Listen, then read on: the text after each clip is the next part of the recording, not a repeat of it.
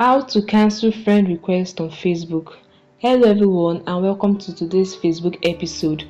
In this video, I'll guide you through how you can cancel friend requests on Facebook. Whether you just sent a request by mistake or you just want to cancel it, this video will show you exactly how to do so. Alright, so open the Facebook app and ensure you are logged in.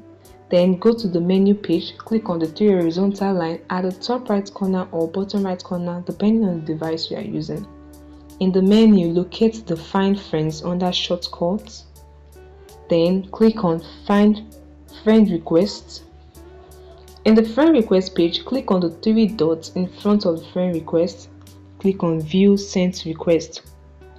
Then the list of the requests you've sent will appear.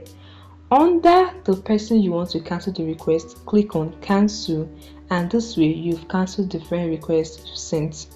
You can either do this or you can go through the search icon, search for the persons in the search icon, and in the person's profile you can cancel the friend requests. So in this simple way, you have cancelled the friend request you've sent on Facebook.